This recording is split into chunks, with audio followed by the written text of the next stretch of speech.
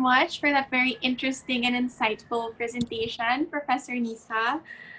Let me share my screen first. Are you able to see it? Yeah, I can see it clearly. Great. Okay. Thank you. So it's very interesting what you shared about the situation in Indonesia, and we will see the similarities and differences between the experiences of our two countries. But first of all, I'd like to thank you, Professor Nisa, and the Communication Department of Universitas Airlangga for inviting me to this webinar. I am excited to be back at Kunair, albeit virtually. And as we discussed earlier, we were there. Professor Linda Garcia, chairperson of the Miriam College Department of Communication, and I were there just last year, back in July, and we were already planning some collaborations. And I'm happy that we are finally working together, although online. So in this particular session, I'm going to focus on the digital divide resulting in hoaxes and false information on COVID-19, the experiences and lessons from the Philippines.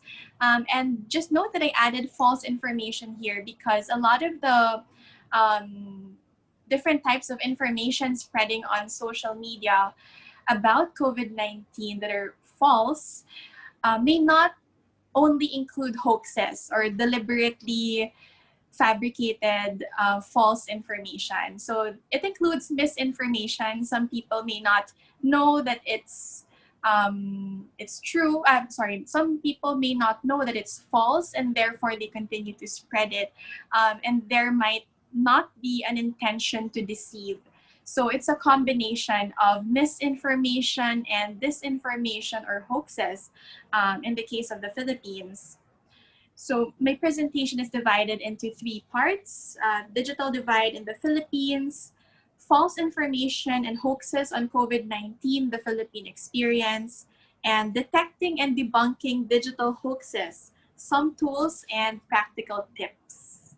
So I don't know if you've heard of this, but we often say that in the Philippines, Facebook is the internet. And Facebook is one of the key sources of information for millions of Filipinos. Why? Because this is the most accessible online platform for many citizens, including those who do not have access or those who do not have the means to pay for mobile data, mobile internet, or Wi-Fi. So these slides are from Simon Kemp and We Are Social. It's from the Digital 2020 report.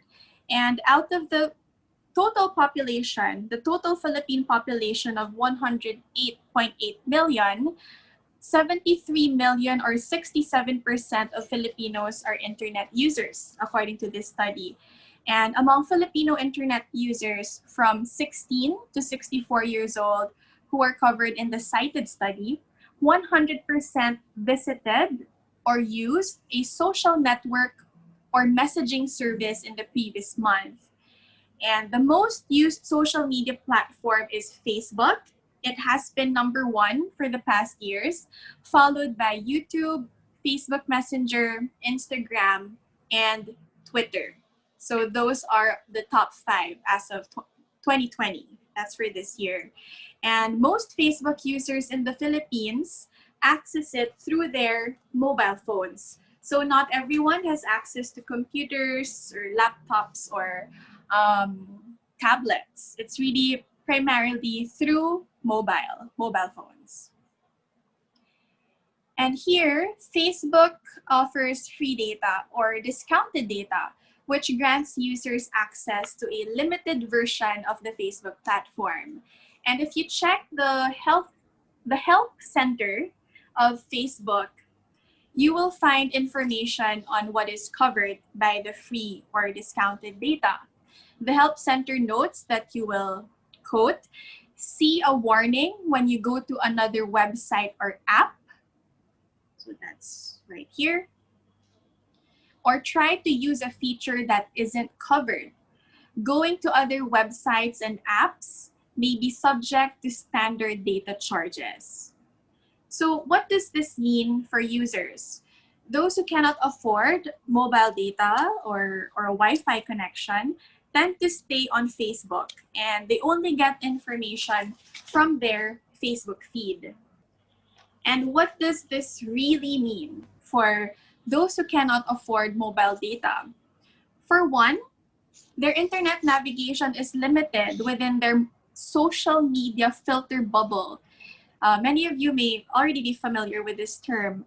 And according to internet activist Eli Harriser, who in a TED talk defined this type of echo chamber as a quote, personal, unique universe of information that you live in online. And what's in your filter bubble depends on who you are and it depends on what you do. But the thing is that you don't decide what gets in. And more importantly, you don't actually see what gets edited out. End quote. So because of social media algorithms, we are most likely to be exposed to information that is aligned with our existing beliefs and whether or not the information is true, while other information gets filtered out. And they also lack access, people who are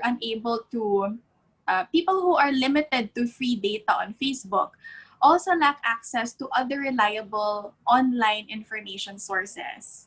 Thus, even if perhaps they come across a Facebook post that they might question, they cannot afford to do research by checking reliable sources such as legitimate news websites, official fact-checking groups' websites, research or scholarly articles, and so on. And I've been working with youth organizations for the past months on a media and information literacy project that I will elaborate on later. And one of the youth leaders that I've worked with pointed out that attending webinars like this one is for the privileged. It's for the privileged few.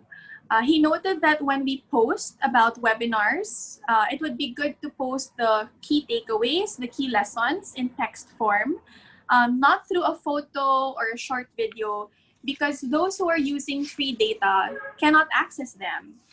And also early this week, I had a workshop by phone, by mobile phone, instead of via Zoom, for a youth organization in Marawi City in Mindanao, the southernmost of the three island groups in the country. And this is because they don't have a stable internet connection.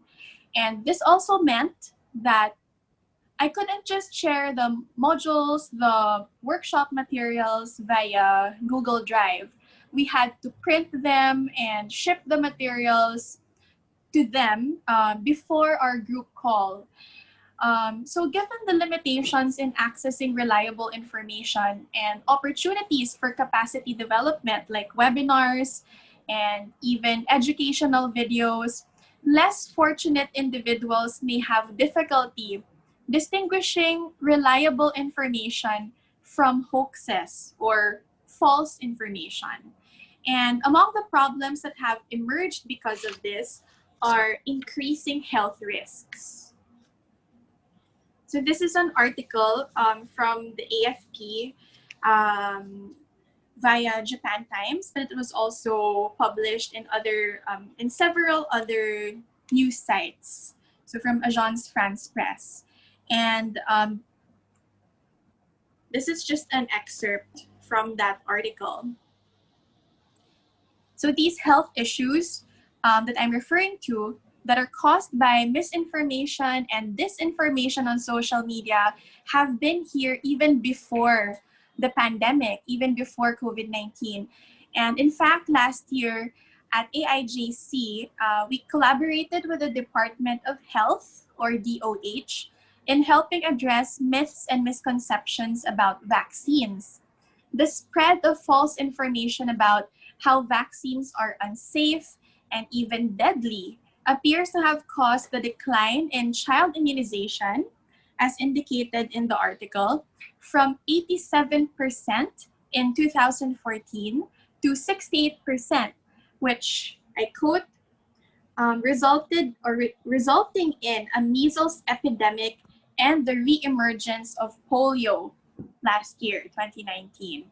So even if the DOH tried to explain to the citizens that the vaccines were safe, people refused to have their kids immunized.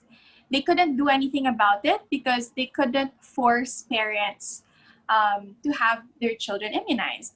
And this AFP article from October included an interview with a 40-year-old mother of two who follows the No to Vaccine Philippines public Facebook group. So you'll see a screenshot on the upper right side of the screen. Upon checking Facebook, I discovered that it's no longer easy to find this group through the search bar because Facebook will now lead you to reliable sources on vaccines first, which is good. So I tried Googling it using quotation marks and I found the group. It is still active. And the 40-year-old mother who was interviewed in the AFP article said she joined this Facebook group to access information, quote, information which our education system could never teach, end quote. And she said she would refuse a COVID-19 vaccine if one became available. The immunization program manager of the Department of Health, who was also interviewed, is worried that there may be a big outbreak of preventable diseases in 2021, next year, because of these kinds of attitudes and beliefs. And on top of this, the same article emphasized that even those who trust vaccines or those who trust vaccines now may still be influenced by unreliable information that they come across on Facebook. This means these baseless fears may also affect the take-up of the COVID-19 vaccine when it becomes available. And this leads us to the discussion on false information or hoaxes on COVID-19 in the Philippines. So this is just one example. Right now, AIJC is implementing a media and information literacy and youth civic engagement project with UNESCO and the National Youth Commission. And in this project, we're working with youth organizations in mainstreaming media and information literacy. And we did a situation analysis where we interviewed the first batch of youth organizations, and all of them said that the most immediate issues in their respective communities and online are health myths and misinformation. So what we refer to as the infodemic or the disinfodemic. Our interviewees pointed out that while they and perhaps their friends practice verification before sharing anything online, anything about COVID-19 online, they have observed that many citizens are quick to believe and share false information on how to cure the coronavirus, which may create a false sense of security. So this is similar to what Professor Nisa mentioned earlier about false sense of security. And because of these beliefs, people take the virus for granted. For example, this is one of the viral posts about the coronavirus, which claims that gargling salt water eliminates the coronavirus. And according to Rappler, the news site Rappler, which is also one of the fact-checking organizations in the Philippines, several readers sent the graphic to them and, quote, Facebook's monitoring tool Claim Checks also flagged at least 100 different posts containing the graphic, with the earliest post shared on March 13. Then there are also false claims going around about statements from the government on COVID-19.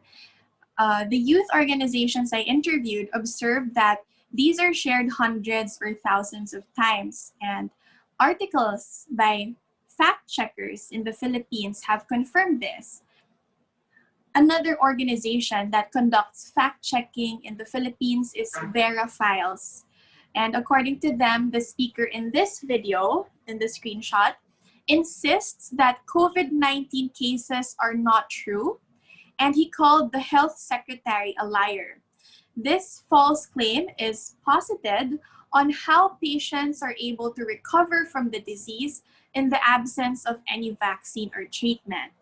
And note that from July 3 to 8, 2020, this had been reposted by at least 7 Facebook pages, and the reposts alone have been shared more than 25,000 times. And I'd like to add that back in March, the Philippine Congress passed the Bayanihan to Heal as One Act, the law on COVID-19, giving the president broad emergency powers to contain the virus. And one provision in that act, under Section 6, imposes criminal penalties for, quote, spreading false information regarding the COVID-19 crisis on social media and other platforms, end quote. And it states that those convicted of violating that section can face up to 2 months in jail and fines of up to 1 million pesos. So that's about $19,500, according to reports. But there are no reports on the sources of these viral false posts being reprimanded or being punished. Instead, those who are arrested are activists who are exercising their right to criticize the government or hold the government accountable, and also those who pursue activities to help citizens affected by quarantine regulations, people who couldn't go out to work, who live hand to mouth, and therefore require food aid that apparently did not arrive soon enough in several areas. And I know this firsthand because I personally know individuals from these communities who waited weeks, more than 3 weeks, just to get food aid from the local government. So the COVID-19 law, as reported by researcher Carlos Conde of the Human Rights Watch, appears to have been misused against critics of the government. For example, according to Conde, back in April, 7 activists trying to distribute food aid in Bulacan province, which is north of Manila, were stopped by the police, and they faced, quote, charges of violating the emergency law on COVID-19 and incitement to commit sedition after newspapers and magazines with anti-government content were found in their vehicle. The activists, including former opposition Congressman Ariel Casilao, said they had proper permits for their relief activity, end quote. So with checkpoints around the country put up by the police, the military, and local government officials, Conde noted that known activists and political opposition figures are at risk of being charged over what should be a purely public health-driven campaign. He cited another prominent case, Edgar Labella, the mayor of Cebu City in Central Philippines, ordered the arrest on April 19 of Maria Victoria Beltran, or Bambi Beltran, an actress and screenwriter, for a Facebook post that the mayor deemed to be fake or false news. So authorities detained Beltran for 2 nights, unnecessarily risking exposure to COVID-19, and they allegedly arrested her without a warrant and denied her access to a lawyer. So just an update on that, charges against Beltran were dismissed by a judge in Cebu. And according to the judge, the satirical post by Beltran is constitutionally protected under the Bill of Rights. And then while posting false information in general is not covered in Philippine laws, the Bayanihan to Heal as One law, or the law related to COVID-19, does criminally penalize spreading false information related to the pandemic, as I earlier pointed out. So where do these come from? Where do the false information and hoaxes about COVID-19 come from in the Philippines? Apart from social media, such information may also circulate through word of mouth, through video calls among friends, co-workers, and family members. And messaging apps are also very popular. The top app based on the data is Facebook Messenger, but Viber is also widely used. According to Camp's 2020 data, Viber is the ninth most used messaging app or social media platform slash social media platform in the Philippines. In addition, it doesn't help that there are trolls or keyboard warriors paid to post false information online. There are studies on this, such as the 2018 research by Jonathan Ong and Jason Cabañas. You can check it out here. I will share the PDF of the slides with you, with Professor Nisa, so that she can share it with you if you're interested. So you can read the entire study by Ong and Cabañas. But what do they mean by architects of network disinformation? Just to summarize, political clients hire chief architects who are elite advertising and public relations strategists. And they get digital influencers who could be anonymous operators of social media accounts, or they could be key opinion leaders, including celebrities who are instructed to carry core campaign messages that they create. And then there are community level fake account operators or middle class workers who amplify reach and create illusions of engagement, according to Ong and Cabañas. And finally, at the bottom, we have the volunteers at the grassroots level who believe in these manufactured messages.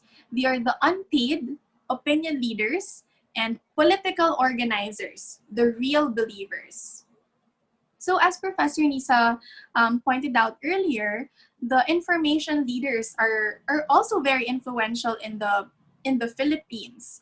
And the emotional network that she mentioned earlier that influences people's beliefs, it's also coming into play based on the research on what's happening in the disinformation network in the Philippines. And then there are also inaccurate statements about COVID-19 from government officials, including the highest leader of the land. So you will see here one of the many headlines that came out back in July about how our president said that gasoline or diesel can disinfect masks. And what was the response of the Department of Health? Baka joke lang, which means maybe he was just joking. And this particular article came out July 22nd. But then, days later, news reports came out. This particular report from Reuters is from July 31, and they quoted the president as saying that he was not joking about cleaning face masks with gasoline. So this is just one example of false information coming from the government, which may confuse the citizens. And more recently, just last week, there was a speech where the president claimed that the vaccine is already here being sold. But if you look at the entire context of this speech, that's actually not what he meant. But it is still concerning when part of this speech indicates that the vaccine is already here, even if it was clarified later on. And another part of that particular, another story from that coverage, this time from CNN Philippines, emphasized that the president said COVID is not that scary anymore. And this can be seen in the video of the speech.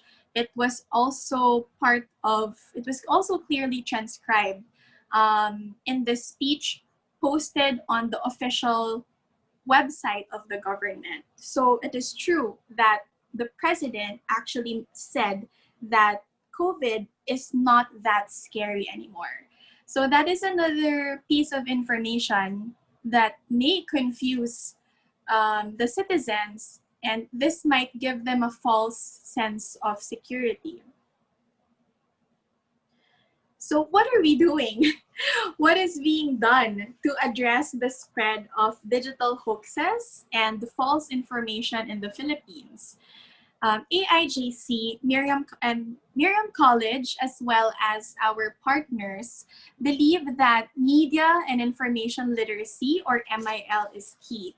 And I can see the alignment with what Professor Nisa discussed earlier about digital literacy, which is a huge part of media and information literacy. And last October, in time for Global MIL Week 2020, the UNESCO Bangkok office released this book, Media and Information Literacy Education in Asia, which looked into the MIL education policies and practices in 5 countries: Japan, Thailand, Indonesia, Malaysia, and the Philippines. I co-authored the chapter on the Philippines, and I'd like to share some of the key MIL initiatives in the country as discussed in the book. So MIL has been a core course in senior high school since school year 2017 to 2018, and this is an indication that MIL is a priority of the government. It is a priority, at least, of the Department of Education in the country. And in higher education, MIL is also reflected in the general education curriculum for college students and in the curriculum of specific programs of study, such as communication and development communication. Then media companies have also conducted MIL campaigns. For example, ABS-CBN and GMA, 2 of the largest media companies in the country, both have a citizen journalism arm that observes the journalistic process of verification, independence, and accountability.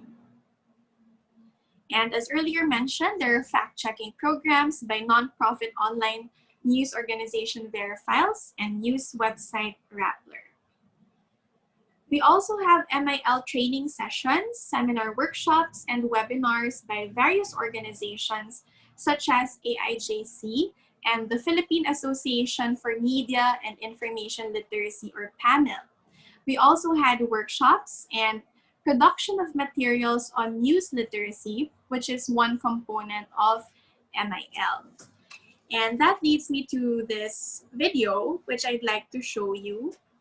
This is one of our news literacy videos produced together with Google News Initiative, as well as the University of Hong Kong and Love Frankie, which is based in Bangkok. Let me share the video.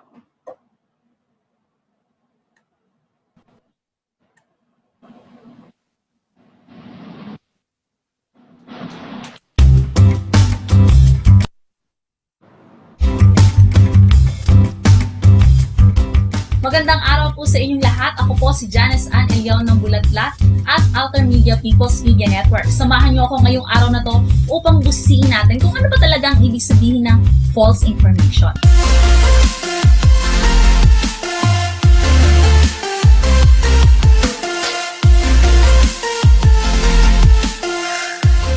Stay at home, work from home, napakarami nating time sa internet dahil nga kailangan nating maghanap ng balita tungkol sa COVID-19 pandemic. Kaya naman hindi tatakatakang kasing bilis ng virus ang pagkalat din ng false information. Sa una, nakakatawa.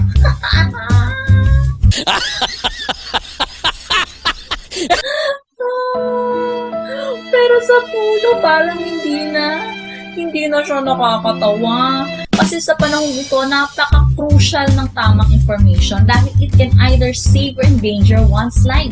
In fact, sa sobrang bilis ng pagkalat ng mga false information, tinagurian na rin itong infodemic.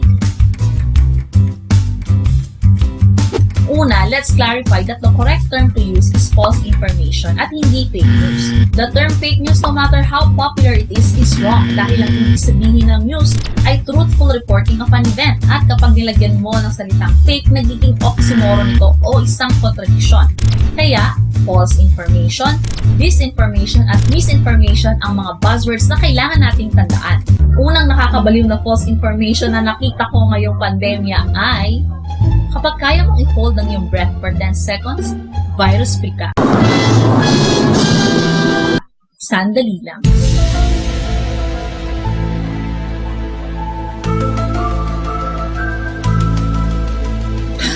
Akalain mo yun? Sino ang maniniwala sa ganun? Pero ang totoo niyan, pumalat yan sa maraming bansa. Usually, ang mga ganitong messages ay may sinasabing, uy, this is from a friend ha, who works in a ganito, ganyan, nakihinig, blah, blah, blah. At magtatapos sa isang paanyayang ipasa mo sa iba dahil it might make a huge difference. Or kung sa atin yan, uy, sabi ni Mom Sheesh at saka ni Pop Sheesh, ganito, ganyan, blah, blah, blah. Kung may pagkakalat sa iba ha, atin-atin lang to, as in, tayo lang. Pero aminin mo, ipapasa mo pa rin sa iba, di ba? Of course, matagal na itong na-debunk ng mga medical experts. Kaya nga patuloy ang testing at gayon din ang pag-uunahan nila sa pag-develop ng vaccine upang finally ay masugpo na talaga natin ang pandemya nito. Pangalawang nakakalokang false information na nakita ko ay kaya raw patayin ang COVID-19 virus sa pamamagitan ng pag-inom ng tubig every 15 minutes. Wala palang laman. Hindi. Kahit 10 galon pa yan every 10 seconds, wali. Hindi lang tubig ang nabiktima rito ha. Nariyan din ang ice cream o yung pagmumog ng tubig na may asin at kung ano-ano pa. Debunk na rin ito ng mga medical experts primarily dahil hindi lang naman through mouth na maaaring pumasok ang virus. Nariyan din ang ating mga mata at gayon din ang ating mga ilong. Sasabihin ng iba, arty-arty mo naman, para tubig lang yan. Pero ang totoo niyan, maaari din itong maging delikado dahil pwede itong magbigay sa atin ng false sense of security at makalimutan ng basics tulad na lamang ng frequent hand washing at physical distancing. May mga seryoso ring forma ng false information tulad na lamang ng pagkalat ng bali-balitang mga carriers daw ng virus ang mga immigrants lalo na yung may Asian backgrounds. Nagresulta ito syempre sa mga kaso ng racism sa ibang bansa. Isa ang klaro dito, COVID-19 does not recognize race or ethnicity. Pero paano nga ba? Here are simple ways on how to spot false information. Una, check the source. Legit ba yan? Baka naman opinionated o di kaya naman baka naman satirical page yan. I-check nyo kung gaano ba ka-reliable ang mga sources of information nila at kung kino-corroborate ba ito ng iba pang mga websites. Pangalawa, reverse image search. Huwag basta-basta maniniwala sa mga litratong nakikita natin online. When in doubt, maaaring gamitin ng Google reverse image search sa pamamagitan lang ng pag-upload ng isang litrato sa search engine. Halimbawa na lamang ay ang litratong ito na kumalat sa panahon ng pandemya. Sa panahong naghahanap ang tao ng ayuda ay narito ang litratong ito at pinapakitang ibinabaon sa lupa ang mga canned goods. Pero sa pamamagitan ng Google reverse image search, makikita natin na 2019 pa ang photo na ito na iniutos ng mga local officials na ipabaon ang mga nasabing canned goods dahil rusty na ang mga ito. Fact-checking done easy, di ba? Check, check! Maaari rin kayong mag-check ng mga media organizations na regular nagkakonduct ng fact-checking. 3.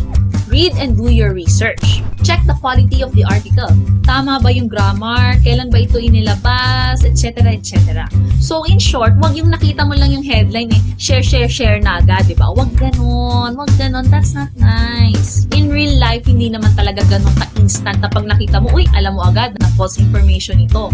Dahil may mga pagkakataon na medyo teka lang, mainit ang ulo ko, ha? Hindi kaya naman ay sadly, may mga false narratives din na yung mga news sources natin ang nagpapakalat. At sa mga ganitong pagkakataon, napakahalaga na tayo ay patuloy na magbasa, mag-analisa at mag-research. Kaya naman, think before you click. Again, this is Janice Ann Elia of Bulatlat and Outer Media. Maraming salamat po sa panonood nyo ng vlog na ito. Don't forget to hit the subscribe button below.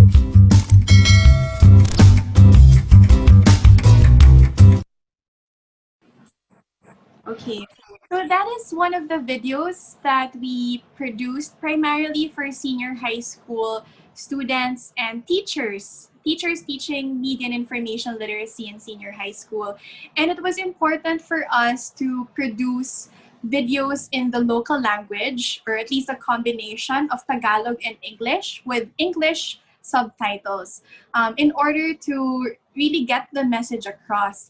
And you can also check out some other video examples on the website of Verifiles, on the YouTube channel of Verifiles, because there they also produce videos in Ilocano and Cebuano, other local languages in the Philippines. So it's a great initiative, making sure that our messages are translated and really understood.